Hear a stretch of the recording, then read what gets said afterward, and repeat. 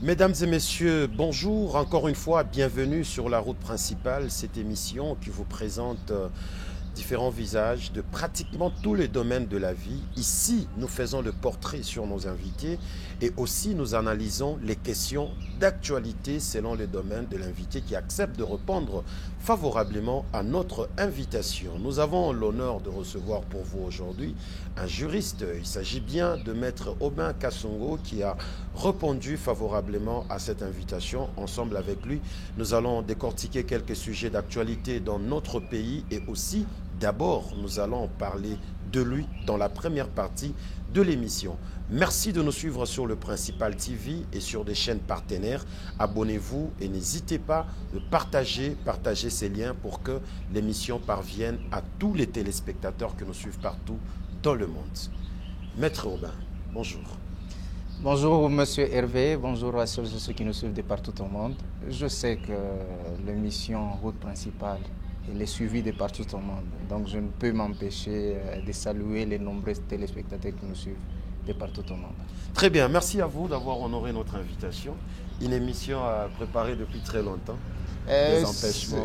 Évidemment, c'est plutôt moi qui vous remercie pour cet honneur que vous nous faites en nous recevant sur ce prestigieux plateau, dans ce prestigieux cadre. Et donc c'est toujours un honneur, un plaisir inouï. Évidemment, on s'est beaucoup raté, voilà, on devrait faire cette émission depuis longtemps, mais je suis heureux finalement que l'on réalise cette émission. Merci, ce qui est vrai, vous êtes un homme depuis un moment très télévisé. Sûrement que les gens ou les téléspectateurs peuvent bien vous reconnaître. Vous vous êtes déjà présenté par-ci par-là, mais aujourd'hui, comme c'est la première fois sur la route principale, nous voulons savoir qui est Maître Aubin. Merci de la question, mais c'est quand même une question véritablement ardue que vous me posez. C'est d'ailleurs une question à laquelle je ne m'attendais pas du tout, parce qu'il m'est toujours difficile de parler de moi-même. Mais je vais quand même échiner de me présenter de manière même tout à fait brève. Je suis Aubin Kasongo, natif d'Elikassi, dans la commune de Kikola. Je suis donc un enfant de la cité. Et je ne m'empêche jamais de me présenter comme tel. Je suis fier d'avoir été dans la cité. Je grandis dans la cité Kikola, à Likassi. Je suis licencié en droit privé judiciaire et je fais de l'université de Lubumbashi. J'ai fait mon 3e cycle à la même université, assistant à l'université de Kalemi. Et je suis acteur politique, porte-parole de l'opposition dans la province du Haut-Katanga, avocat au plus prestigieux barreau du Haut-Katanga. Donc voilà au moins ce que je peux parler de moi, à moins que vous ayez d'autres questions. Qu'est-ce qui vous a poussé à faire la politique? Je pense que la motivation qui m'a poussé de faire la politique, elle n'est pas tout à fait éloignée de celle qui m'avait poussé déjà à l'époque de devenir avocat ou même de faire ou d'embrasser la faculté des droits. C'est que je voudrais bien me présenter comme la voix des sans-voix. Seuls ceux qui peuvent avoir des problèmes, mais qui ne peuvent pas s'exprimer. Et je pense que c'est le rôle que je joue depuis que je suis en politique. Parce qu'on est toujours du côté de l'opposition. Nous pensons qu'il est essentiel de soutenir les pauvres. On le fera aussi les jours qu'on aura ou qu'on sera au pouvoir. Parce que je me dis toujours que quand j'observe la société congolaise, nous vivons dans une société où il y a une forme des antivaleurs, mais aussi et surtout il n'y a pas l'équilibre, l'équité dans la société congolaise. C'est que comment admettre que nous vivons dans une société où il y a les Congolais qui sont extrêmement riches et les Congolais qui sont extrêmement pauvres. Il n'y a pas l'équilibre. Et moi, je me dis qu'il faut que je m'engage dans la société, il faut que je m'engage dans la politique, il faut que je m'engage comme avocat pour parler au nom des faibles, faire en sorte que les richesses de notre pays puissent profiter à l'ensemble de tous les Congolais. Parce que dans un pays où il y a de la pauvreté, où par exemple le président de la République s'est résolument engagé pour que nous ayons la gratuité de l'enseignement des bases. Mais comment voulez-vous que cette gratuité soit réelle à partir du moment où on paye à un enseignant moins de $100, un député, on le paye plus de $30 000, oubliant ainsi que ce député, pour qu'il devienne député, il y fallait qu'il passe par un enseignant. Comment voulez-vous que nous sommes dans un pays où il y a certains pays étrangers qui nous font la guerre de manière tout à fait injuste, où nous avons besoin des militaires pour qu'ils puissent défendre l'intégrité de notre territoire national, mais que l'on paye à ces militaires moins de $200 aux ministres qui ne font pratiquement rien, alors que ces policiers, ces soldats sont même au service de ces ministres, plus de $40 000. Je pense que c'est absurde. Voilà pourquoi je me suis toujours battu, c'est même l'une des motivations de la refondation du Congo, qui est notre projet de société de notre parti politique, c'est que nous voulons qu'il y ait essentiellement, existentiellement, la réduction du train de vie des institutions ainsi que de leurs animateurs pour profiter, comme je le disais, à l'ensemble de tout Congolais, de profiter de nos richesses. Nous sommes en province, par exemple. Regardez, il n'y a pas l'équilibre, il y a cette instabilité. Voilà pourquoi nous disons qu'il faut que ça change, et pour que ça change, il faut accepter de réduire sensiblement les trains de vie de ceux qui nous dirigent, d'améliorer aussi les conditions des autres fonctionnaires de l'État, parce que si le médecin est mieux payé, l'enseignant est mieux payé, les militaires est mieux payé, ou tous les fonctionnaires de l'État sont mieux payés, vous allez voir que naturellement l'argent va circuler dans la société. Lorsque cet enseignant-là va venir me consulter moi comme avocat, il va me payer sans problème. Lorsqu'il va au marché payer quelque chose, cette maman qui vend au marché, il n'aura pas de problème de paiement. Donc voilà donc ce qui m'a poussé personnellement à faire la politique. Et c'est en quoi je suis engagé et c'est ça que je fais en politique. Et si nous comprenons bien, vous avez commencé la politique directement dans l'opposition? Absolument. À l'époque de Joseph Kabila, nous étions au sein du Rassemblement. Je me rappelle à l'époque, je commençais la politique au sein du parti politique AR de Pierre Lumbi, de Rez Mémoire, que je salue dans cette émission. Nous étions dans la plateforme qui s'appelait à l'époque Ensemble pour les changements, qui n'était pas un parti politique avec comme le président Moïse Katumbi et les secrétaires généraux, d'abord Pierre Lumbi, ensuite Délice Sanga et les autres. Et après, on a essuyé quand même les humiliations, les ceci, parce que je suis quand même fier, même si à l'époque je n'avais pas cette petite réputation que j'ai aujourd'hui, d'avoir combattu le régime de Kabila, parce que ça valait la peine. Kabila est parti. Nous nous réjouissions que le président actuel vienne de l'opposition.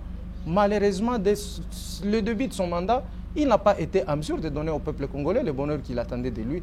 Voilà pourquoi nous nous sommes encore engagés de combattre le président Tshisekedi, parce que ce que nous combattons, ce n'est pas la tête de Tshisekedi qui ne nous plaît pas, c'est la mégestion, les gabegies financières, les détournements, l'impunité et même l'oppression vis-à-vis de l'opposition. C'est ça que nous avions combattu à l'époque, le président Kabila. Ça n'était pas la tête de Kabila qui ne nous plaisait pas, c'était un système. Voilà pourquoi nous sommes déterminés à combattre ce même système qui continue, et même nous avons comme l'impression que nous avançons en reculant. Et il faut que ça change.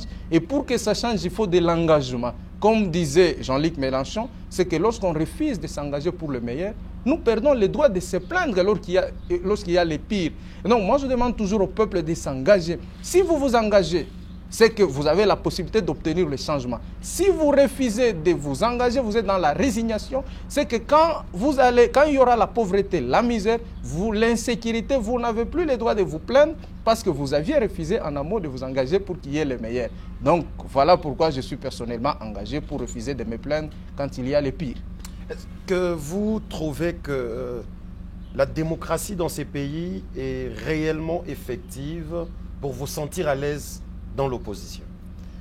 Je ne pense pas que la démocratie est effective dans notre pays. Déjà pour commencer, j'estime personnellement que la démocratie reste un idéal.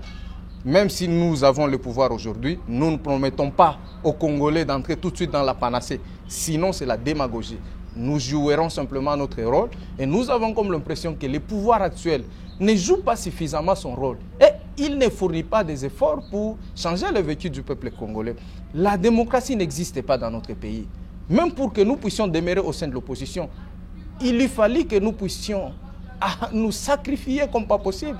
Je me rappelle quand on a alimenté le débat du changement de la Constitution, j'ai passé plus de 3 mois en clandestinité pour avoir dit non au changement de la Constitution en province. Parce que sur la ville, il y a eu des affiches où on a vu ma tête, où il était écrit « Ne touche pas à ma Constitution ». Alors que la Constitution elle-même dit que tout Congolais a le droit de défendre cette Constitution.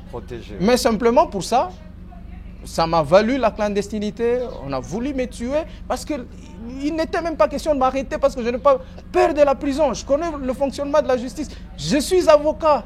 Mais me tuer simplement parce que je me suis engagé, ce n'est pas normal. Voilà pourquoi j'estime, comme tous les autres Congolais, comme toutes les autres Congolaises, que la démocratie n'existe pas dans ces pays. Si la démocratie existait, on ne devrait pas avoir de prisonniers politiques. Si la démocratie existait, on ne devrait pas avoir des exilés politiques. Et ça, ce n'est pas normal. Ensemble avec le président Tshisekedi, l'UDPS, nous nous sommes battus contre le pouvoir du régime Kabila, justement parce qu'il y avait ce genre de travers. Voilà que Rebelote, le président Tshisekedi, se délecte en restant dans le même système que vous avez touché une question très importante. Vous êtes juriste et vous êtes mieux placé pour nous expliquer. Vous pensez que tous ces prisonniers politiques ou ces exilés politiques, ils sont prisonniers injustement ou par moment ils sont en train de balancer dans les imputations dommageables, dans les diffamations? C'est pour ça qu'ils sont reprochés. Outrage au président de la République, par exemple, ce sont des infractions qui sont reconnues dans la loi congolaise. Mais comment voulez-vous qu'on laisse ces gens libres parce qu'ils sont opposants, parce que nous sommes dans la démocratie, jusqu'à arriver à outrager les présidents de la République? Vous faites bien de rappeler que je suis juriste, avocat des Cirquois, et je rappelle quand même que la liberté d'expression est constitutionnellement garantie, prévue par l'article 23 de la Constitution. Et même lorsque nous sommes dans une liberté d'expression, la Constitution précise que la liberté d'expression se fait dans la limite ou dans les limites de la loi. Voilà. Ce n'est pas parce que nous sommes dans une liberté d'expression que vous allez vous délecter en insultant, en tombant dans des injures. Ça, ce n'est pas normal. Ça, nous condamnons toujours. Mais toujours est-il que j'ai toujours pensé que la justice de notre pays, ou le juge, ne devrait pas choisir sur qui mettre sa main. Il devrait plutôt mettre sa main sur tout celui qui se voit coupable au sein de la loi. Mais pourquoi il y a la politique de deux poids, deux mesures? À un moment, au sein même de la majorité, il y a ceux qui font pire que les opposants. Mais pourquoi il faut simplement émousser les opposants qui osent faire une voix dissidente? C'est toute la question que je me pose. Je suis bien d'accord que chacun réponde de ses actes. Je n'ai jamais été un partisan de l'impunité. Si même au sein de l'opposition, il y a quelqu'un qui commet des bavures, il est tout à fait normal qu'il puisse répondre de ses actes. Mais ici, nous sommes dans une situation où on est en train d'émousser essentiellement les opposants pour qu'il n'y ait pas de voix dissidentes. C'est cela le problème que nous décrions. Et c'est un problème réel. Et je vous rappelle que l'opposition que nous faisons, nous la faisons sur base de la loi de 2007 portant statut de l'opposition. Au sens de l'article 6 de cette loi, l'opposition est sacrée. J'ai donc le pouvoir d'émettre, de critiquer l'action gouvernementale sans que je ne sois inquiété sur base de cette loi. Et même l'infraction de l'offense au chef de l'État, c'est une infraction lorsque vous lisez certains pénalistes, à l'instar du professeur Nyabirungu, qui semble être révolue parce qu'elle est inconstitutionnelle. Elle n'est pas légale, c'est illégal parce que nous sommes dans un pays où, avec la constitution du 18 février 2006, c'est qu'on garantit les droits de l'opposition. Et donc, on ne peut pas poursuivre un opposant du fait de s'être attaqué ou du fait d'avoir critiqué le chef de l'État. Ça n'existe pas. C'est même le dossier de John Mbangou, que je salue en passant, qui continue de croupir injustement dans les geôles de Kassapa. Il est allé dans l'outrage quand même, John Mbangou. Il n'est pas allé dans l'outrage. Je pense qu'on aura le temps d'en parler suffisamment. John n'est jamais allé dans l'outrage. Donc nous estimons simplement qu'ici, nous sommes dans une situation où on a besoin d'émousser les opposants simplement pour faire taire des voix dissidentes. C'est ça que nous condamnons. Pensez-vous, M. Hervé, que si aujourd'hui on arrête un opposant parce qu'il a violé, vous allez nous voir, nous, les protéger? Ou vous allez nous voir, nous, les soutenir? On ne va pas les soutenir. Mais pourquoi on arrête que les opposants pour des faits politiques, pour les opinions, alors que nous sommes dans un pays où la liberté d'expression est garantie par la Constitution? C'est cela que je condamne. Pour le reste, je pense qu'il est tout à fait normal que chacun réponde de ses actes aux yeux de la loi. Alors, selon vous, comment analysez-vous ces changements du président de la République, Félix Antoine Tshisekedi, qui autrefois était dans l'opposition, était en train de dénoncer ces genres de pratiques dans le régime de Kabila? Aujourd'hui, au pouvoir, les gens lui reprochent aussi les mêmes histoires. Vous pensez que c'est un système établi dans cette République ou c'est un problème de comportement humain? Bon, à ce propos, vous posez une question qui rencontre pratiquement la cogitation de Maître Pravin Senga, que je salue en passant, qui estime que nous sommes dans un cycle où les opposants, parfois, ils n'y font rien. Quand celui-ci est au pouvoir, les opposants les combattent. Finalement, quand les opposants prennent le pouvoir, ils combattent aussi celui qui devient... Voilà. Mais nous estimons, ça c'est mon point de vue, c'est que la plus grande erreur que nous commettons dans l'histoire de notre pays, c'est que nous nous mettons autour d'une table, pas avec un projet, pas avec une idée, mais pour voir comment partager les pouvoirs. C'est cela le plus grand problème, c'est ça la plus grande erreur que nous commettons dans l'histoire politique de notre pays. Voilà pourquoi même le président Tshisekedi, en accédant au pouvoir, à mon sens, il n'avait aucune vision. Il n'avait, excusez-moi de le dire de manière aussi crue. Vous êtes sérieux là? Oui, je vous l'ai dit. Il n'avait aucune vision, aucune idée, aucun projet. Qui a cherché le pouvoir depuis plus de 35 ans. Depuis plus de 35 ans, mais on nous a vendu une illusion. L'IDPS nous disait le peuple d'abord, qui est un slogan tout à fait creux. Et aujourd'hui, on n'en parle plus. Ça n'était pas un projet. Moi, je veux bien que vous puissiez inviter sur ce même plateau un partisan de l'UDPS, qu'il vous dise c'est quoi le projet de l'UDPS, le projet des sociétés. Ça n'existait pas. Voilà pourquoi, ayant compris cette plus grande erreur que nous commettons dans l'histoire de notre pays, notre famille politique a proposé le projet de la refondation du Congo où nous touchons toutes les questions qui concernent la vie des Congolais. Mais ici, l'UDPS, le président Tshisekedi a accédé au pouvoir sans avoir la vision ou le projet. C'est ça qui nous a conduit ici où nous sommes. Regardez même la façon dont l'Union sacrée a été conçue. On vous dit, c'est quoi l'Union sacrée? C'est la vision du chef de l'État. Et finalement, quand vous posez c'est quoi la vision du chef de l'État, on vous dit c'est l'Union sacrée de la nation. Donc c'est creux, ça n'a pas de sens. Et nous disons que pour que nous puissions arriver à développer notre pays, il faut accepter de faire confiance à quelqu'un qui a une vision. Moi, je me rappelle à l'époque, en 2018, j'avais déjà de la méfiance vis-à-vis du président Tshisekedi. Quand tu le disais, parce que nous, en 2018, nous avions soutenu le président Martin Fayulu. Quand tu le disais, par exemple, je deviens président de la République, c'était face à votre confrère Christian Lusakweno de Top Congo, on lui pose la question, si vous devenez aujourd'hui président de la République, qu'est-ce que vous faites? Le président Tshisekedi, sans même réfléchir des fois, il dit, je veux fermer tous ces cachots de l'ANR, de MIAP, qu'on enferme injustement nos compatriotes. Et même il promettait par ailleurs les véhicules, les maisons à des soldats, policiers. À cette époque déjà, j'avais de la méfiance vis-à-vis de cet homme parce que moi je me disais qu'il n'avait pas de vision. Pourquoi je le disais? Non, vous savez, même le changement, ce n'est pas une génération spontanée. Il y a des règles et des l'art auxquelles vous devez vous conformer. Ce n'est pas parce que vous êtes président de la République, vous vous réveillez un petit matin et vous prenez une décision qui viole parfois la loi. Non, tout est débattu au sein de l'Assemblée nationale. Les budgets, parce que c'est le Parlement qui est l'autorité budgétaire. C'est vrai, le président de la République a un rôle déterminant dans l'élaboration du budget, parce que le budget est élaboré d'abord par les gouvernements avant d'être présenté au sein du Parlement.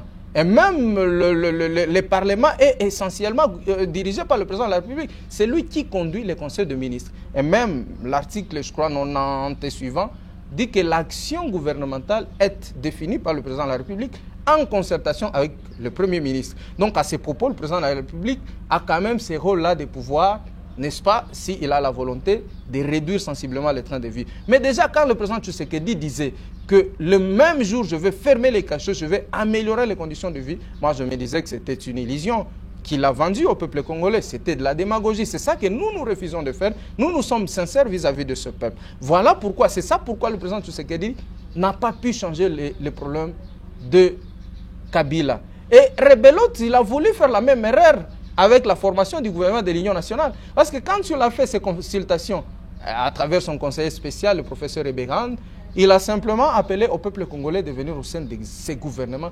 Voilà pourquoi toute l'opposition, l'opposition, nous disons non. Cette fois-ci, il n'en est rien de tout cela. Nous commettons l'erreur de se partager les pouvoirs sans savoir qu'est-ce que nous allons en faire exactement. Voilà pourquoi nous tombons dans des détournements, dans des gabegies financiers, parce qu'on vous donne le pouvoir, on vous dit, voilà, M. Hervé devient le ministre de la Communication, mais il ne sait pas qu'est-ce qu'il va devenir, qu'est-ce qu'il va faire. Et c'est dans ça que nous tombons dans des détournements. Voilà pourquoi nous disons que cette fois-ci, il n'est pas question d'aller participer à ces gouvernements. Encore faut-il que nous nous mettions autour d'une table pour discuter des causes profondes qui sont à la base de ces conflits. Et ensuite, nous allons définir un projet commun, une vision qui nous permettra de sortir notre pays du gouffre où il se trouve. Donc voilà pourquoi ce qui est à la base de ce que nous connaissons aujourd'hui, si le président Tshisekedi a plongé le pays dans un chaos complètement, c'est simplement parce qu'il n'avait pas de vision, il n'avait pas de projet, il n'avait pas d'idée. Donc, votre position actuelle ou votre souhait est de se mettre sur une même table et trouver des solutions pour faire avancer ces pays? Absolument, c'est cela les souhaits. Et cela ne peut passer que par le dialogue. Aujourd'hui, nous vivons dans un pays où la guerre semble devenir sempiternelle. Pourtant, le président Tshisekedi nous a dit que si on touchait à un seul Congolais, il n'a pas dit deux, un seul, il va faire la guerre au Rwanda. En amont, les conditions qui peuvent nous permettre de faire la guerre. Voilà pourquoi je parlais d'un manque de vision et même de projet. Vous ne vous réveillez pas un matin sans préparer la guerre et vous faites la guerre. Sinon, vous allez risquer de faire tuer tous nos soldats et on va nous gagner la guerre. C'est ce qu'il a compris. Voilà pourquoi il est incapable aujourd'hui de déclarer la guerre face au Rwanda. Nous n'avons pas suffisamment de matériel. Notre armée n'est pas suffisamment équipée pour faire la guerre. Tout ça, c'est des choses qui doivent s'étudier en amont. Lourde des conséquences, la parole du chef, ça doit être rare. Et moi, je me dis toujours qu'un président de la République ne peut pas parler pour le simple plaisir d'écouter sa propre voix. Il ne peut parler que lorsqu'il est chez. C'est ça que le président de la République n'a pas compris. Il n'a pas peut-être compris tout ce que disait Machiavel. Machiavel disait que pour être efficace en politique, il faut cacher ses intentions. Mais le président de la République n'a pas caché ses intentions. Et Kagame a compris notre position. Voilà pourquoi il nous a fait la guerre. Aujourd'hui, on a pris Bunagana. Et quand nous alertions que Bunagana était entre les mains des Rwandais, parce que pour nous, l'AFC M23, c'est les Rwandais. Quand nous étions en train de dénoncer qu'il faut que nous récupérions vite, le président Tshisekedi, l'UDPS, l'Union Sacrée, passaient leur temps en train de faire la campagne du changement de la Constitution. Aujourd'hui, on a pris Goma, on a pris Bukavu, c'est quand ils se réveillent de leur profond sommeil, comme s'il y a une différence entre Bunagana et Goma. Un seul Congolais digne de ce nom ne peut accepter que même un seul mètre carré soit entre les mains de l'ennemi.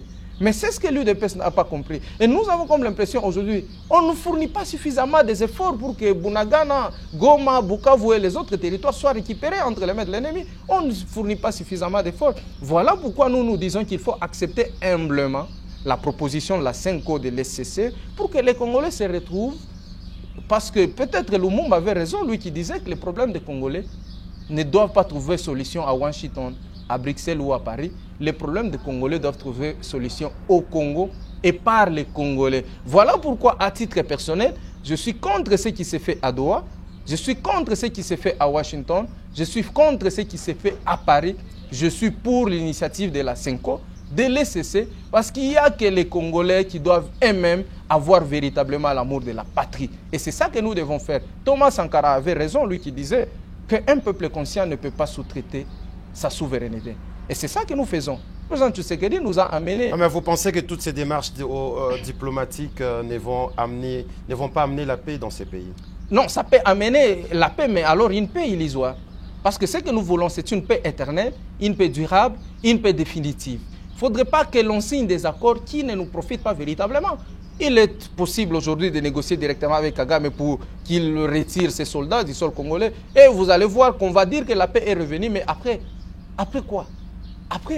Mais aller négocier avec Kagame, ce n'est pas le gouvernement congolais qui doit aller tendre la main à Kagame quand même. Voilà pourquoi nous sommes contre. Il faut qu'il se sente aussi par moments sous cette pression de la communauté internationale pour lâcher les armes. Est-ce que savez-vous que la guerre qui nous est faite par Kagame, c'est une guerre nous faite par procuration? En réalité, ce n'est pas Kagame. Il a des multinationales derrière lui. Il a les États-Unis, c'est connu de tous, la communauté, l'Union européenne, qui a signé même des accords avec le Rwanda. Ça, c'est connu de tous. Et aujourd'hui, nous avons comme l'impression que la communauté internationale est en train de jouer un double jeu. Parce qu'on nous pousse même, nous, à négocier avec Kagame. Mais si l'on était sérieux sur le plan international, on devrait d'abord demander à Kagame de retirer ses troupes sur le sol congolais. Pourquoi aujourd'hui on doit négocier dans une position de faiblesse? Chose qui est en train d'être faite. Qu'est-ce qui explique la présence de M23 sur le sol congolais? Ça ne s'explique pas. Nous ne devons rien à Kagame. Au contraire, lui nous doit beaucoup parce qu'il a tué des milliers et des milliers de Congolais.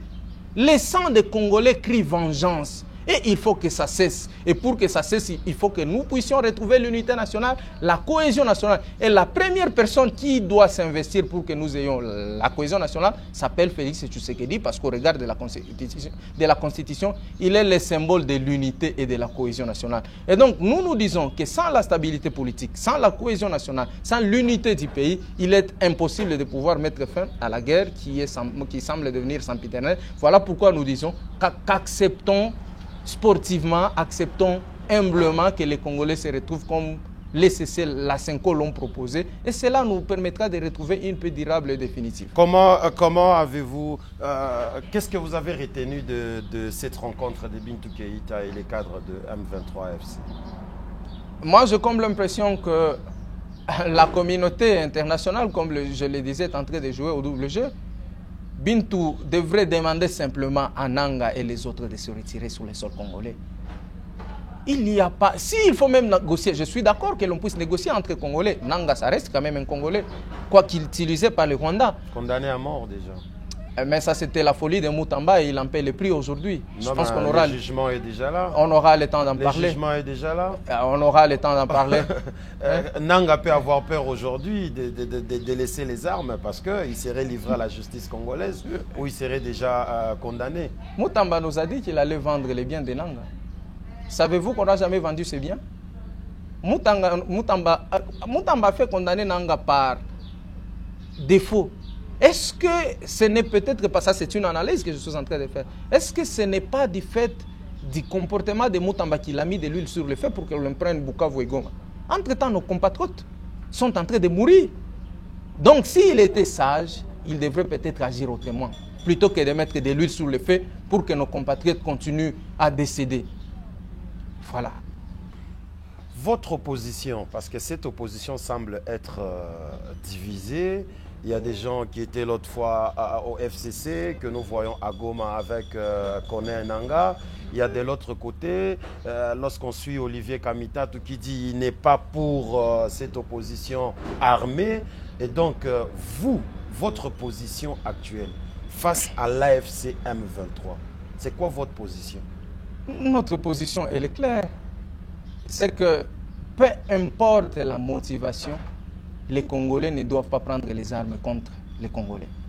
C'est cela notre position. Donc nous condamnons la présence de Nanga à Goma, à Bukavu, parce qu'il est utilisé par le Rwanda. C'est bien dommage, mais il est tout à fait simplement aussi inadmissible que l'on puisse condamner certains Congolais qui se rendent à Goma. Non, ce n'est pas parce que Goma est sous occupation que l'on va m'interdire, moi, de me rendre à Goma. Voilà pourquoi je suis contre que l'on dise non, Kabila c'est un traître parce qu'il s'est rendu à Goma. C'est pas normal. Même le président Tshisekedi a le droit d'aller à Goma. C'est sur le territoire congolais. Donc voilà notre position face à... Non, mais un territoire occupé par des rebelles où on retrouve un ancien président aller s'asseoir autour d'une même table avec ces rebelles, c'est suspect quand même. Oui, ça peut être suspect dans une certaine mesure, mais si c'est cela la possibilité de retrouver la paix, pourquoi pas? Vous ne pensez pas que Kabila est allié au M23? Vous me dites aussi que Tshisekedi est allié au M23 simplement parce qu'il a envoyé une délégation à Doha pour négocier avec les M23. Mais pourquoi quand c'est Tshisekedi qui négocie avec les M23, c'est normal? Quand c'est un autre Congolais, ça devient dangereux. Savez-vous que le président Tshisekedi a reconnu lui-même que les M23 se sont retrouvés à Kinshasa pendant 12 mois? Est-ce que Kabila est allé négocier pour la paix? C'est ce qu'il dit. Mais je ne fais pas son porte-parole sur ce plateau. Mais en tout cas, selon ce que j'ai entendu, il a initié ces consultations pour retrouver la paix dans notre pays. Et si c'est là la profonde motivation, je pense que c'est une motivation. Donc après Goma, il pourra être à Kin, selon vous? C'est ça mon souhait. C'est ça mon souhait. Il faut qu'il revienne au Congo, à Lubumbashi par exemple. Consulter aussi à Lubumbashi. Il faut qu'il aille à Kinshasa. Et mon plus grand souhait, c'est de voir Kabila se retrouver un jour avec le président Tshisekedi. Parce qu'on est Congolais.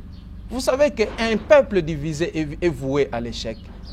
Aujourd'hui, c'est certains pays qui tirent des ficelles pour nous diviser entre Congolais pour gagner. En réalité, la division entre Congolais, ça ne nous profite pas.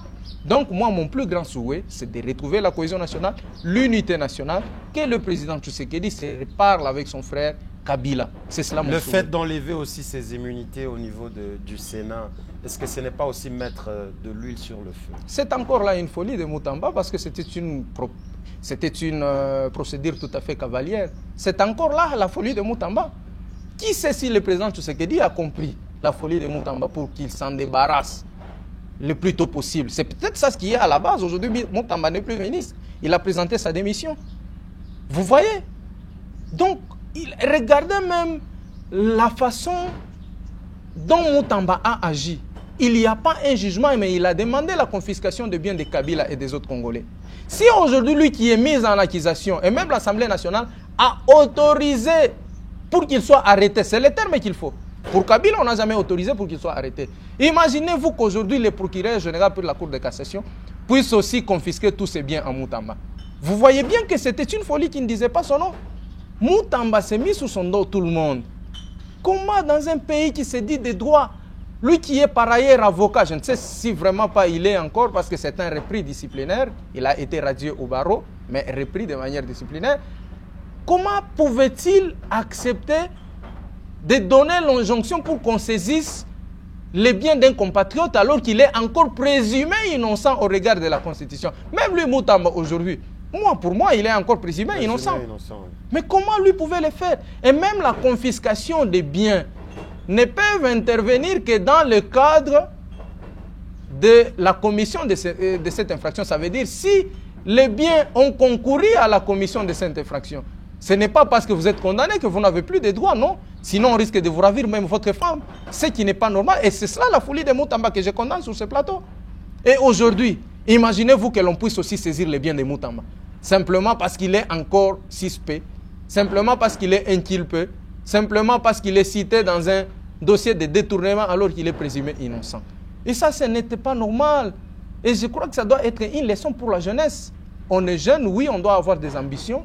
On doit chercher à travailler, mais on n'a pas besoin d'être dans le populisme. Tout ce que Moutamba disait, moi je le disais à Maître Pravine, qui m'accompagne d'ailleurs, que dès le début de Moutamba, je disais que c'était le populisme. Il faisait son lit pour les élections de 2028 comme candidat président de la République. C'est ce que les gens ne comprenaient pas. Il jouait bien son rôle, sa comédie, son théâtre. Et voilà qu'il est à la fin. Et je pense que nous, la jeunesse, on doit en tirer des leçons. Voilà, ça allait être ça notre prochaine question. Mesdames et messieurs, vous suivez l'émission Route Principale. Nous sommes très heureux de vous retrouver, très nombreux. Ici, dans cette émission, quelques sujets d'actualité. Nous, à Lubumbashi, nous avons vu la descente du nouveau général de la police, le commissaire provincial Blaise Kilimbalimba, qui était sur le terrain après qu'on ait signalé plusieurs cas d'insécurité du côté Golfe Faustin et aussi dans la commune de Kampemba où 3 personnes ont été tuées.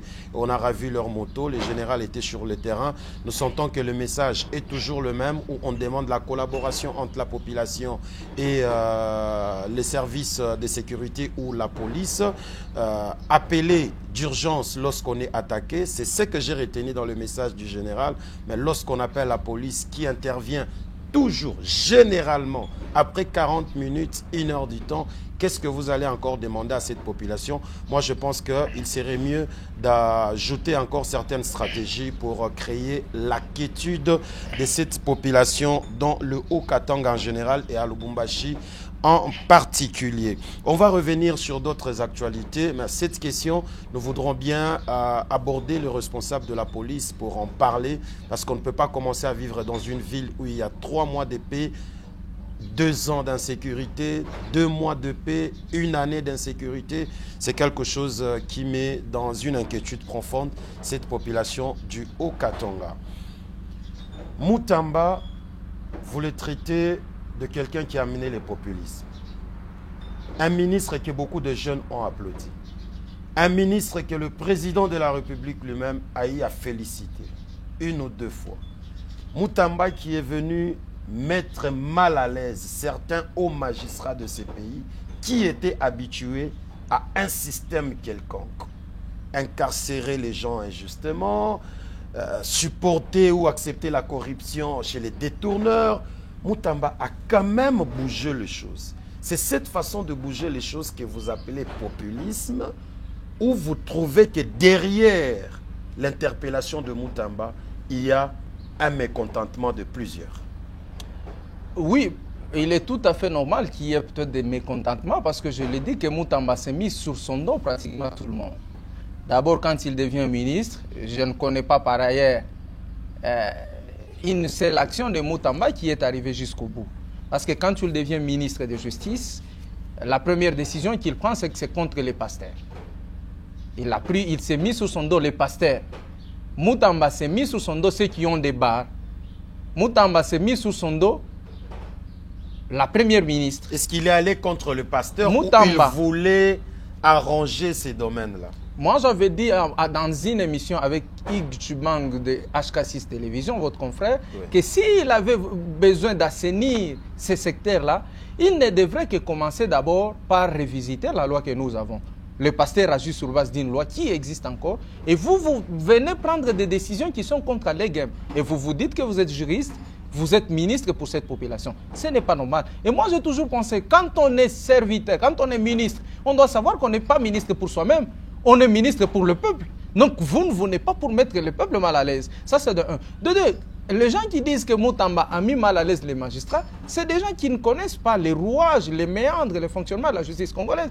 Je suis avocat, tous les jours je suis au palais de justice. Je connais les arcanes de la justice congolaise. Moi, je me disais que Moutamba ne s'est pas attaqué aux vrais problèmes qui sont à la base de la maladie que souffre la justice. Je suis d'accord avec le président de la République quand il dit que la justice est véritablement malade. J'en conviens et j'en suis victime moi-même plusieurs fois comme avocat.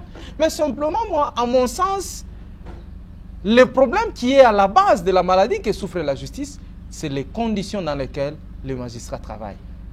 Savez-vous que même les élèves de l'école primaire étudient dans de meilleures conditions que des magistrats du parquet? Excusez-moi de le dire. Je vais bien vous prendre pour qu'on fasse un tour ici au parquet des grandes instances. Vous parlez des infrastructures ou vous parlez du traitement D'abord, je commence social par les infrastructures, les conditions dans lesquelles ils travaillent. Si vous voulez bien, je peux vous amener au parquet des grandes instances. Vous allez voir les conditions dans lesquelles les magistrats travaillent. Ensuite, les magistrats n'ont pas les frais de fonctionnement. Les magistrats, quand il est nommé magistrat ou quand il est mité, il doit se payer la chaise sur laquelle il doit s'asseoir, la table qui doit les servir de cadre de travail. Il se paye du papier, des stylos et tout ce qui va avec.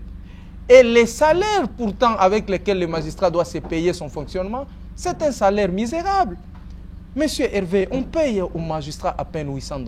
Et nous connaissons qu'à Lubumbashi, avec $800, il est difficile, je ne dis pas impossible d'abord de construire. C'est que naturellement vous êtes locataire. Non mais comparativement aux enseignants ou aux militaires, attendez, j'y arrive.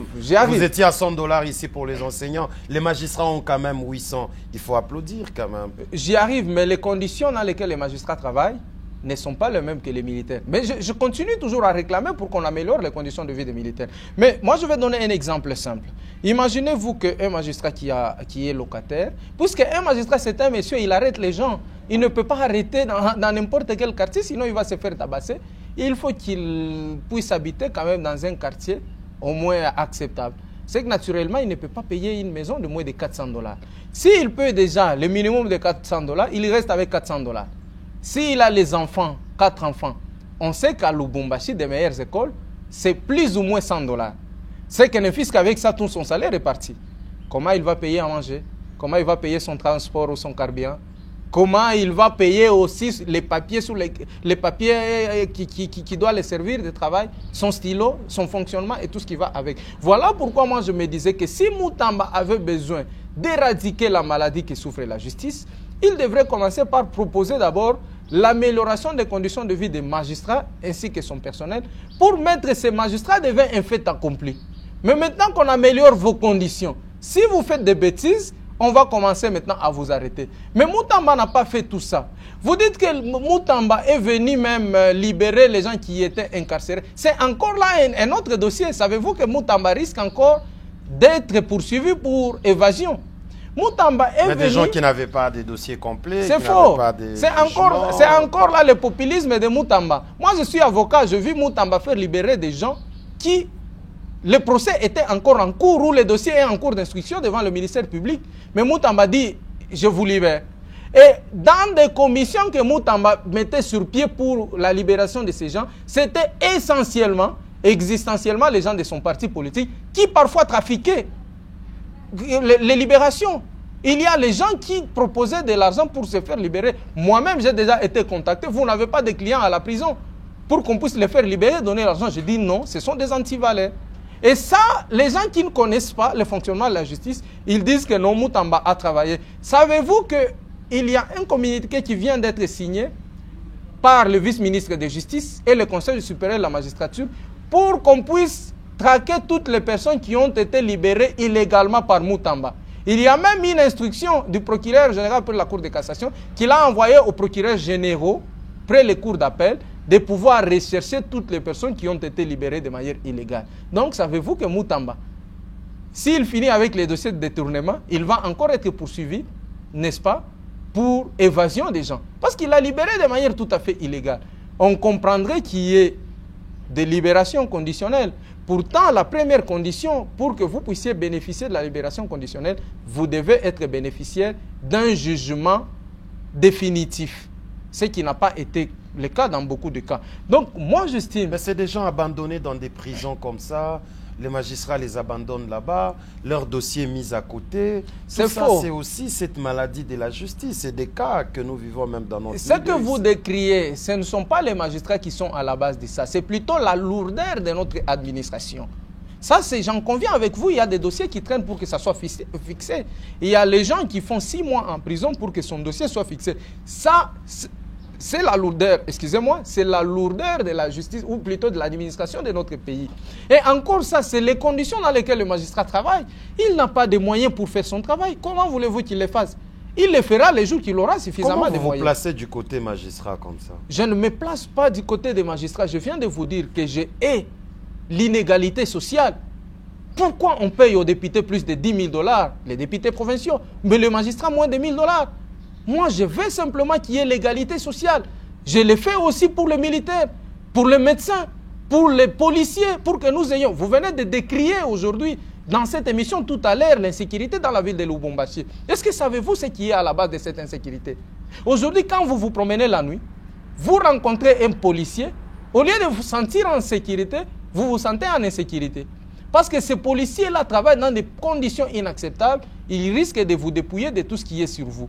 Et ça, encore une fois, je plaide pour l'amélioration des conditions de vie de nos policiers. Et ça ne dépend pas que du gouvernement national. Non, mais à vous entendre parler, vous êtes avocat, vous semblez blanchir trop les magistrats. Mais savez-vous que beaucoup d'avocats... Apparemment, je ne dis pas qu'ils ne gaffent pas. Je ne dis pas qu'ils ne gaffent pas. Et je ne justifie pas de corruption et même de la concussion. Savez-vous que beaucoup d'avocats sont aux antipodes avec les magistrats? Ils se brouillent tout le temps avec les magistrats. Moi-même, je craindrais trop pour moi-même.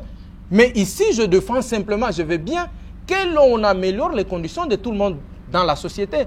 Ici, c'est simplement parce que nous parlons du secteur de la justice. Voilà pourquoi je plaide l'amélioration des conditions de vie des magistrats. Si l'on doit parler des militaires, des médecins, de ceci, je veux parler. Mon père est fonctionnaire de l'État. Il souffre aussi comme les autres fonctionnaires de l'État. Question d'être subjectif, mais plutôt objectif. Je vise l'intérêt général et je veux qu'on améliore les conditions de tout le monde. Sur cette même question, maître, on est avec vous ici à Lubumbashi lors de la descente, je ne sais pas appeler ça, inspection travail du ministre Moutamba. On était là au palais de la justice. On a vu plusieurs cas traités sur les champs. On a vu des vieilles mamans parler au micro qui étaient victimes d'une injustice sociale, des conflits parcellaires. On ravit des gens, des parcelles ici à Lubumbashi. Les dossiers sont classés. Pourquoi? Parce que cette maman n'a pas de moyens d'affronter les Libanais ou les Indiens qui sont qui sont derrière tous ces dossiers. Encore là. Et tout ça, vous voulez dire que... Encore là, c'est de la défaillance de notre État. Même la défaillance de Moutamba. Savez-vous que le ministre de la Justice a l'obligation de mettre les fonds au barreau pour qu'il y ait ce qu'on appelle les bureaux de consultation gratuites. Par exemple, si vous, M. Hervé, vous n'avez pas d'avocat ou vous n'avez pas suffisamment de moyens pour consulter un avocat, vous avez cette possibilité d'aller au barreau, au bureau de consultation gratuite pour qu'on vous donne un avocat. Pourtant, pour que ces bureaux puissent exister, il faut la subvention de l'État. Et cela n'est pas fait. Donc, ces moments-là, la justice, le fonctionnement, ou même pour intenter une action en justice, il faut avoir des moyens. Mais maintenant, ces mamans-là qui n'ont pas suffisamment de moyens, ils sont face à des Libanais qui ont des moyens, qui peuvent faire ce qu'on appelle en droit des manœuvres dilatoires. Ce n'est pas de la force du magistrat. Quand on suspecte un tribunal, par exemple, il faut avoir des moyens pour aller à Kinshasa, à la Cour de cassation, pour débloquer la procédure. Et ça, il faut que les bureaux de consultation gratuits puissent fonctionner. Pour que ça fonctionne, il faut qu'il y ait la subvention de l'État, ce qui n'est pas fait. Donc, une maman qui n'a pas suffisamment de moyens, qui n'a pas la possibilité, mais je peux avoir la volonté d'aider une maman, mais est-ce que jusqu'au point de payer mon billet d'avion aller-retour, de me loger à Kinshasa, d'aller payer les frais qu'il faut pour l'aider? Non, j'ai quand même une famille. J'ai une femme qu'il faut nourrir, j'ai des enfants qu'il faut nourrir, qui doivent être scolarisés. Donc, vous voyez les conditions dans lesquelles nous... C'est encore là une défaillance, parce que les manœuvres dilatoires sont légales. Ce ne sont pas les magistrats. Si un magistrat est déchargé, lui, Moutamba, a tenté de décharger le procureur général de la Cour de cassation et tous les magistrats. C'est légal, personne ne peut l'en interdire. Et si un magistrat est déchargé par un avocat, simplement parce que son client a suffisamment de moyens, encore faut-il que la partie adverse ait suffisamment les moyens, le temps, la compétence de pouvoir aller débloquer cette procédure. C'est ça, c'est tout à fait légal. Donc ici, vous comprenez bien que le problème, oui, je suis bien d'accord, il y a les magistrats véreux, ça existe dans tous les domaines. Et il faut les démanteler. Et moi, je me dis que pour les démanteler, il faut les mettre d'abord dans de bonnes conditions. Vous en connaissez quelques-uns? Oui, j'en connais. Parce que j'ai déjà amené même certains magistrats en disciplinaire. Et certains ont demandé pardon parce qu'ils ont frôlé la révocation. J'en connais, je ne dis pas que tout est blanc. Je ne dis pas que c'est de la panacée, mais je dis simplement que l'État doit faire son travail avant d'exiger aux magistrats, aux policiers, aux militaires, aux enseignants, aux médecins, aux autres fonctionnaires. Voilà. C'était une parenthèse. On revient dans ces interpellations spectaculaires, moi je les appelle comme ça, en République démocratique du Congo. Plusieurs autorités interpellées pour détournement, pour ça et là. Et 2 semaines en prison, il est libéré. 2 mois après, il est libéré. Celui-là est accusé, on ne l'arrête pas. Celui-là est condamné, il fuit. C'est un spectacle que nous offre ces pays au moment où la population a besoin de voir des histoires qui sont importantes à leur vie sociale, à leur vie quotidienne. Mais c'est aujourd'hui sur la toile on apprend. Hier c'était Matata Ponyo, aujourd'hui c'est Moutamba, avant-hier c'était Nicolas Kazadi, l'autre fois c'était tel. Comment analysez-vous cette façon de faire les choses? Est-ce que la justice est réellement en marche ou c'est juste un spectacle pour distraire la population? La justice est malheureusement à la solde des politiciens. Je l'ai décrié au début de cette émission. Plutôt que de mettre sa main sur tout celui qui se voit coupable aux yeux de la loi, la justice choisit plutôt sur qui mettre sa main. C'est ça que nous décrions. Il y a la politique des 2 poids 2 mesures. Regardez l'acharnement avec lequel on a traité les dossiers de Matata Ponyo. D'abord, ces dossiers avaient déjà été tranchés par la Cour constitutionnelle qui s'était déclarée incompétente de juger un ancien Premier ministre. Or, quand vous lisez la loi sur la Cour constitutionnelle et même la Constitution, les arrêts, les décisions de la Cour constitutionnelle sont inattaquables et elles sont rendues en dernier et premier ressort. Mais ici, nous assistons à une situation où la Cour constitutionnelle revient sur sa propre décision. Je sais que certains constitutionnalistes vous diront probablement qu'on peut parler du revirement jurisprudentiel. Or, en droit, on ne peut parler d'un revirement jurisprudentiel que sur un autre cas, sur les autres faits, sur une autre personne. On ne peut pas parler d'un revirement jurisprudentiel sur la même personne, sur le même fait. Et on n'entend pas revirement jurisprudentiel le fait pour une juridiction de corriger son erreur qu'elle avait commise, cette juridiction. Et ici, la Cour constitutionnelle ne devrait pas corriger. Si elle estime que le fait pour elle de s'être déclarée incompétente de juger un ancien Premier ministre, c'était une erreur, il lui fallait attendre un autre cas. Par exemple, Bruno Tshibala-Nzeze, qui est un ancien Premier ministre, s'il est mis en accusation cette fois-là, on peut corriger cette erreur qui a été commise sur le cas de Matata Ponyo. Mais ici, la Cour a violé intentionnellement la Constitution et même sa propre loi. Elle est revenue sur sa propre décision. Pire encore, l'actuel président de la Cour constitutionnelle faisait partie de la composition qui s'était déclarée incompétente de pouvoir juger Matata Ponyo. Vous voyez, voilà pourquoi je vous disais que... manipulation politique. C'est une manipulation parce que lui-même, Matata Ponyo, vous avait dit qu'il est poursuivi dans ces dossiers parce qu'on l'avait suivi pour qu'il adhère à l'Union sacrée. Il avait refusé et personne ne l'a jamais contredit. Il avait dit dans l'émission JMK Today sur Télé 50, personne ne l'a jamais contredit qu'on ne l'avait pas contacté pour qu'il adhère au sein de l'Union sacrée. Je me dis si on a encaissé ça. Et de l'autre côté, nous avons cette politique de 2 poids 2 mesures. Je suis d'accord que Moutamba réponde de ses actes, c'est tout à fait normal. Mais qu'est-ce qu'on fait de Nicolas? L'Assemblée nationale a rejeté la demande de poursuivre Nicolas Kazadi. Et nous assistons dans un pays où il y a ces 2 poids, 2 mesures, ce n'est pas normal. Moi, je veux bien que quiconque réponde de ces actes. Mais il ne faudrait pas que l'on puisse choisir une catégorie de personnes pour que celles-ci répondent de leurs actes et les autres doivent vivre dans l'impunité, ils doivent être blanchis.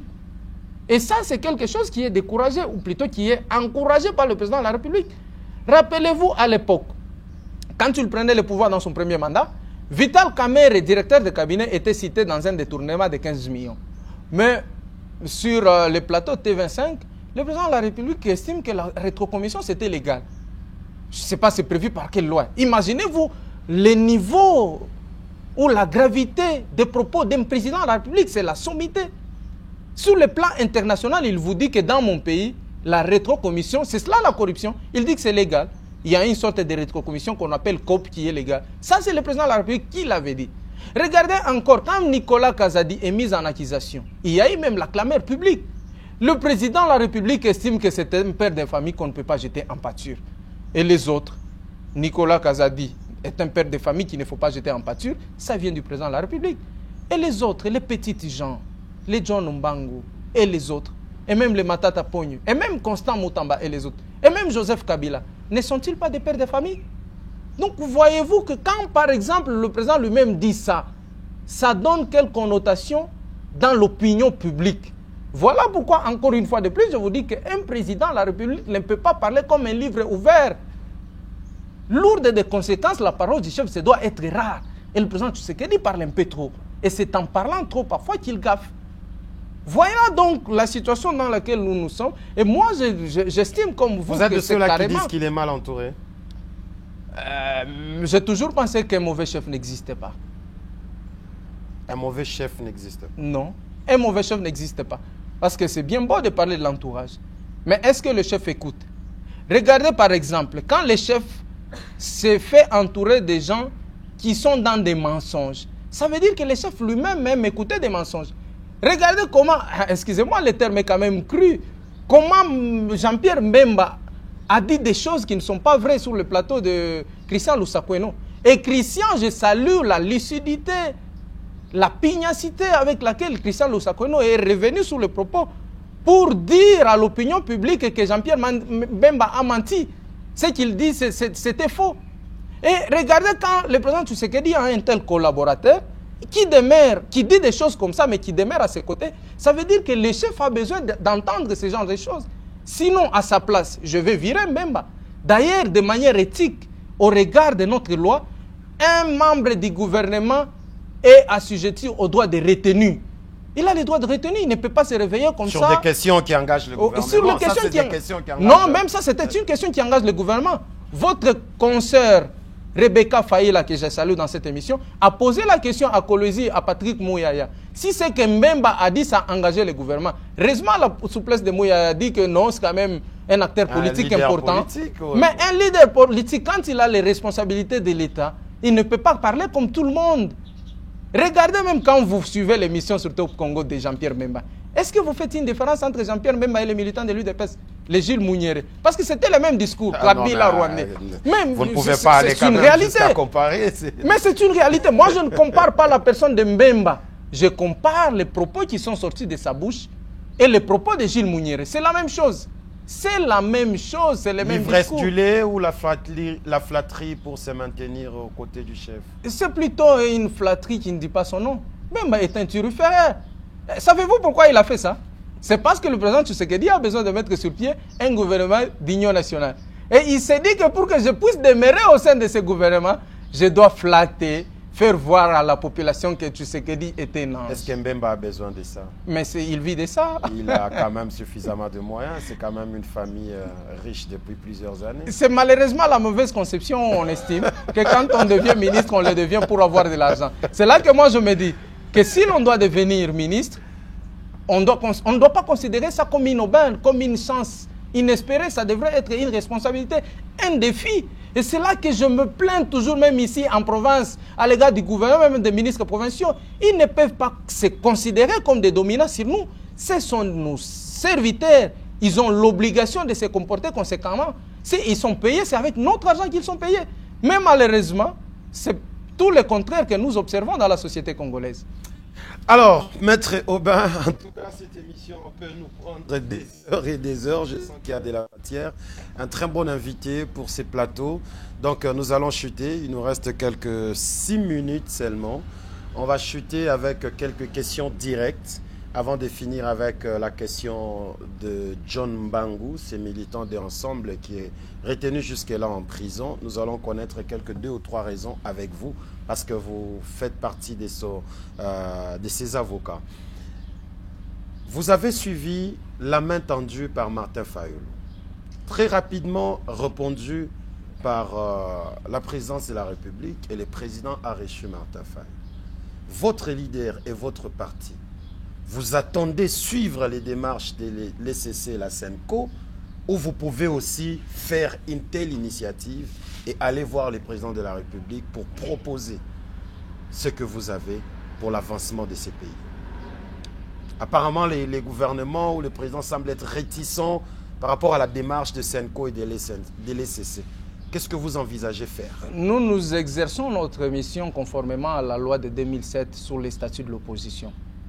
Et l'article 2, 3 et 4 de cette loi dit que toute personne qui soutient l'action gouvernementale est automatiquement réputée avoir quitté l'opposition. Simplement le fait de soutenir, même si vous n'entrez pas au gouvernement, c'est la loi. Et donc nous demeurons au sens de la loi qui nous régit parce que nous sommes régis par une loi. Moi, ce qui m'a tiqué dans cette histoire, c'est la spontanéité avec laquelle le cabinet du président de la République a répondu. Martin Fayulu fait son discours à 12 h. Avant 16 h déjà, il y a une réponse favorable. Est-ce que ce n'est pas une machination? C'est une question que je me pose. Je suis en droit de me poser cette question. Je pense que ceux qui nous suivent peuvent toujours avoir la réponse. Est-ce que ce n'était pas quelque chose qui était prémédité? Non, mais le président de la République, il est là. Il cherche que tout le monde vienne vers lui, proposer des idées pour l'avancement de ces pays. Il est très ouvert. Il ne pouvait pas aussi refuser cette demande. Je suis d'accord. Qui n'est pas un monsieur de moindre dans ces pays. Je suis d'accord que tout le monde rencontre le président de la République. Moi-même, je me plains toujours de voir que le président de la République, à un moment, il se comporte comme s'il faisait partie simplement, ou il était président de l'UDPS ou de l'Union sacrée. Savez-vous pourquoi la Constitution refuse à un président de la République d'avoir des responsabilités au sein d'une famille politique? Simplement parce qu'il est au-dessus de la mêlée. Et quand on devient président de la République, on est président de tout le monde. On est président des opposants, de la majorité, de la société civile, même de ceux qui ne s'intéressent pas à la politique. Quand on construit une route, ce n'est pas que nous les opposants, on ne va pas marcher sur cette route. Donc je suis d'accord que le président de la République rencontre tout le monde. Mais Martin Fayulu n'est pas le premier à solliciter de rencontrer le président Tshisekedi. L'Église catholique, l'ECC, depuis qu'ils ont fini leur consultation, ils ont tenté plusieurs fois de rencontrer le président de la République. Pourquoi ils ne sont pas les bienvenus? C'est toute la question que je me pose. C'est une simple question que je me pose. Mais je ne dis pas dans tous les cas. Si le président Martin Fayulu, pour qui j'ai beaucoup de respect, estime qu'il a des propositions à faire, il faut qu'il les fasse. Mais ce que je ne voudrais pas simplement qu'il fasse, c'est qu'il puisse encore venir avec la division.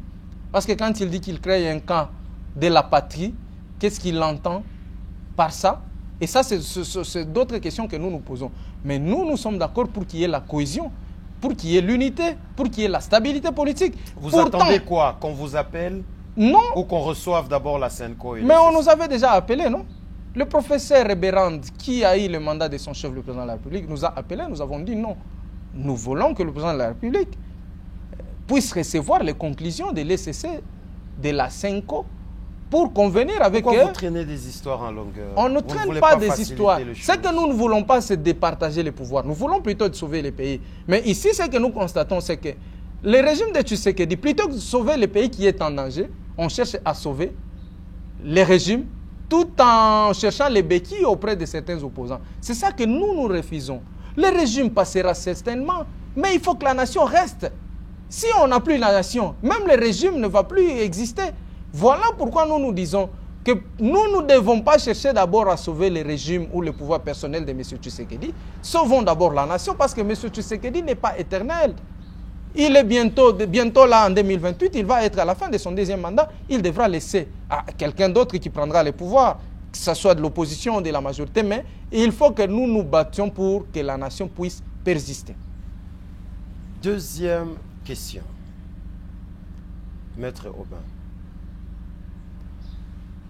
Depuis 2019, au mois de janvier, Tshisekedi est au pouvoir. Qu'est-ce que vous, personnellement, avez déjà constaté de bon dans ces réalisations? Soyez honnête et animé de bonne foi. Je suis très honnête. La première des choses, c'est que le président de la République s'habille très bien. C'est vraiment un bon sapeur. Ça, aucun Congolais ne peut me contredire. La deuxième des choses, le président Tshisekedi a toujours été animé de l'esprit de l'humanisme. C'est vraiment un humain au vrai sens du mot. Mais ce n'est pas ça que le peuple attend de lui. C'est vraiment un humain. Non, pas les deux. J'y arrive, je n'ai pas encore fini. Je dis d'abord qu'il s'habille très bien. C'est vraiment un sapeur. Et il a l'esprit de l'humanisme. Est-ce que c'est important? Non, il faut le souligner. Parce que vous avez dit qu'en termes de réalisation, et ses gouvernements. En termes de réalisation, la seule chose que je salue à son actif, si bien que ce n'est pas arrivé jusqu'au bout, c'est la concrétisation de la gratuité de l'enseignement de base. Ça, c'est quelque chose qu'il faut saluer avec sincérité. Mais en addition de ceci, j'ai toujours pensé qu'il devrait aussi ratisser large en améliorant les conditions de vie des enseignants. Et même en construisant des écoles. Et cela pouvait bien passer avec le projet des 145 territoires pour lesquels on en a fait un fonds de commerce pour les élections de 2023. Et aujourd'hui, j'étais aux oubliettes. Non, mais il y a quand même des écoles construites dans plusieurs entités. Connaissez-vous dans un seul territoire où il y a des écoles? Moi, je peux vous citer le cas de Kambov, où il y a eu un simple centre de formation qui a été inauguré par le gouverneur Kiaboula. Je mets quiconque à défi de me dire à Kipouchi, à Kambov, combien d'écoles ont été construites, combien d'hôpitaux dans le cadre de ces 145 territoires. La prochaine émission, il y aura quelqu'un à côté de vous qui va... Voilà, il n'y a pas de problème, je suis bien d'accord de faire les débats.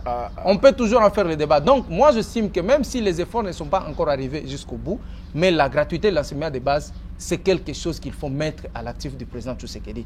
Je pense qu'en termes de réalisation, c'est la seule chose que je peux saluer avec spontanéité, avec sincérité, avec enthousiasme même. C'est tout. C'est tout à mon sens. Je ne sais pas si vous connaissez en dehors de ça un seul secteur qui fonctionne mieux. Je ne suis pas mieux placé pour vous les communiquer. Voilà. Sinon, ça serait une émission de débat. Alors, on va finir avec John Mbango. C'est un monsieur qui a fait beaucoup de bruit sur le plateau de télévision, sur les réseaux sociaux, jusqu'à fâcher certains esprits et arrêté et aujourd'hui en prison. Il est reproché de quoi? Et vous me mettez aussi dans une condition difficile parce que je suis l'avocat et même l'avocat principal dans les dossiers de John Mbango. Il y a un collectif, mais c'est moi qui prends les devants dans ces dossiers. Et je vous précise que nous avons déjà plaidé. On a plaidé le vendredi passé, on attend que le juge puisse se prononcer. Et comme avocat, il ne m'est pas permis de pouvoir émettre un avis ou de commenter un procès qui est en cours. Surtout un procès dans lequel moi-même je suis intéressé. Mais comme acteur politique, j'estime que John Mbango est simplement victime de son engagement, de son militantisme. C'est ça qui a fait qu'il soit conduit en prison. Il est reproché de l'offense au chef de l'État, l'outrage au chef de l'État et de l'incitation à la désobéissance civile. Alors que la loi est claire sur l'offense au chef de l'État. Pour que la justice puisse être saisie, la première condition, le chef de l'État doit déposer lui-même la plainte. Je ne sais pas si le chef de l'État est même informé que John Mbango est arrêté ici. La justice ne peut pas se servir d'office. Non, c'est la loi. Il faut qu'il y ait une plainte ou une dénonciation préalable de la personne qui est lésée. Ce qui n'est pas le cas. Alors, devant la justice, vous êtes contre quel camp? Vous dites? La partie civile, c'est quoi? C'est qui la partie civile? Il n'y a pas de partie civile. Il n'y a pas de partie civile. On dit que le ministère public s'est saisi d'office. Et en justice, ça ne se fait pas? Ça se fait, mais pas pour toutes les infractions. C'est comme l'infraction de la grivellerie. Pour que la justice puisse se saisir, il faut qu'il y ait une plainte préalable. Mais par exemple, pour une infraction de coups et blessés, on me trouve en train de vous taper, on m'arrête. Même si vous vous dites non, je ne veux pas que vous l'arrêtiez, c'est inopérant. On peut m'arrêter pour ça, mais ce n'est pas pour offense ou outrage au président de la République, on ne se saisit pas d'office. Il faut que le président porte plainte. Oui, ou qu'il puisse dénoncer. C'est légal. C'est même la première condition. Il est poursuivi pour l'incitation à la désobéissance civile. Pour qu'il y ait incitation à cette infraction, il faut qu'il y ait un ordre qui a été donné par une autorité auquel vous vous opposez et vous incitez les peuples à s'y opposer. Encore là, on se demande, John Mbangu s'est opposé à quel ordre qui a été donné par quelle autorité? Quel est ce peuple qui s'est soulevé contre cet ordre? C'est un dossier vide, je crois, à l'acquittement de John Mbangu, comme j'ai obtenu l'acquittement de J.C. Mousseloa, qui est aussi ensemble qui a été arrêté pratiquement dans les mêmes circonstances. Vous le faisiez parce que vous êtes opposant comme eux ou bien vous avez été sollicité? Non, je le fais parce que j'ai été consulté. Et pour John Mbangu, je vous rassure que je suis payé par Ensemble pour la République. Parce que nous parlons d'ensemble, certaines bouches des militants s'élèvent pour dénoncer le fait que les députés d'Ensemble élus de la province du Haut-Katanga sont très silencieux. Ils suspectent un certain mariage entre ces députés de l'opposition et les députés de la majorité, si nous pouvons les appeler comme ça. Nous avons suivi une voix dénoncer ça, c'était des Rex Mumba. Et directement, nous avons vu la réponse de l'honorable député provincial Killer qui a répondu à Rex. C'est un dossier à suivre. Sur ces plateaux, on aura à recevoir certains cadres d'Ensemble pour aborder ces questions. Alors, j'ai une intervention à ces propos. Allez-y. Parce que je pense qu'avant que Rex ne puisse faire sa dénonciation, je ne sais pas si vous aviez lu la lettre ouverte que j'avais adressée aux députés de l'opposition. Non, ça, je n'ai pas su. Si, il y a eu même un sérieux chevauchement entre moi et le doyen honorable Killer Mobambe, qui je salue parce que c'est lui le président du collectif du caucus de l'opposition. Moi déjà, j'avais interpellé la complicité de nos députés de l'opposition au niveau provincial. Comment ils peuvent toujours être dans toutes les activités de l'Union sacrée? Nous les avons vus à l'anniversaire du gouverneur de province. Ils ont sollicité. Ça, c'est individuel. Ça, c'est pas une question d'État. C'est pas individuel. Il n'y a pas que ça. Vous savez, il a expliqué ça. Au-delà d'être adversaires politiques, ils peuvent être amis. Un joueur de Mazembe peut aller consoler un joueur de Lupopo qui a perdu son père. Ça, c'est même un exemple qu'il a donné. Il peut être invité à l'anniversaire de son ami. C'est même un exemple qu'il a donné quand je les ai interpellés. Moi, j'estime simplement qu'il y a l'éthique à respecter quand on est en politique. Je ne refuse pas. Même moi, j'ai des amis qui sont de l'Union sacrée. Je voudrais ici profiter pour rendre hommage au fait bourgmestre Nathan Kazembe, qui était un excellent ami, avec qui on se rencontrait de temps en temps. Jamais vous avez vu publier une photo avec lui. C'est pour respecter certaines sensibilités. Ce n'est pas qu'on n'a pas d'amis, on n'a pas de frères au sein de la majorité. Mais comme politique, il y a une éthique à laquelle il faut se conformer. Quand vous prenez une photo, quand on voit, nous avons senti, regardez même, combien de questions orales avec débat des députés de l'opposition ont été adressées? Est-ce qu'avez-vous vu un seul député de l'opposition interpeller un membre du gouvernement? Regardez leur leader, le président Moïse, qui est en exil. Regardez la diffamation qui a été effectuée par le président Jean-Pierre Mbemba. Est-ce qu'avez-vous vu un seul député de l'opposition, ici au niveau provincial, s'élever et dénoncer? Il vous a invité à suivre les travaux sur le vote du budget. Lorsqu'ils sont en pleine séance, là, il faut aller voir comment ils travaillent. Savez-vous que l'honorable Killer, que je connais, avec qui je parle très bien, avait voté pour le budget? Il avait voté pour. Qu'ils vous disent pourquoi. Non, mais s'il avait trouvé que c'est passable, ensemble fait l'opposition républicaine. Vous savez, même nous faisons l'opposition républicaine. Ici, je suis le porte-parole même de l'opposition en province. Oui. Mais il y a certaines choses que je n'aimerais pas dire sur ce plateau. Parce que déjà, j'ai la possibilité de parler avec les députés directement. C'est même, ils m'ont interpellé pour ça. Parce qu'ils ont dit, comment vous avez la possibilité de nous parler? Vous nous faites une lettre ouverte que nous voyons dans des réseaux sociaux. Donc, bref, vous pensez qu'ils ne sont vraiment pas de l'opposition? Ils sont de l'opposition, mais ils ne font pas flegmatiquement leur travail. Ils sont achetés? Je ne dis pas achetés parce que j'ai quand même du respect pour... je ne dis pas non plus corrompus, mais ils sont peut-être dans la compromission. Pourquoi ils ne font pas bien leur travail? Puisqu'ils sont dans la compromission. Je préfère parler de la compromission que de la corruption ou même de l'achat. C'est pas facile de se retrouver devant un juriste, il y a toujours des mots concrets. Alors, mesdames et messieurs, nous vous promettons aussi une très prochaine émission sur les réalités de Kasumbalesa, qui est cette troisième ville de la province du Haut-Katanga. Selon nos enquêtes, selon nos investigations, c'est une ville qui ne se développe pas. C'est une ville qui ne se développe pas. Kasumbalesa effréné, Kasumbalesa tourne à rond, Kasumbalesa. Vous aurez toutes ces réponses à ces questions dans nos prochaines interventions sur ces mêmes plateaux de la route principale. Maître Aubin, merci. C'est plutôt moi qui vous remercie. Une très belle émission. J'espère que ça ne sera pas la dernière fois. Non, c'est la première, mais je n'ose pas croire que ça sera la dernière parce que moi-même, j'en suis fort aise. Merci.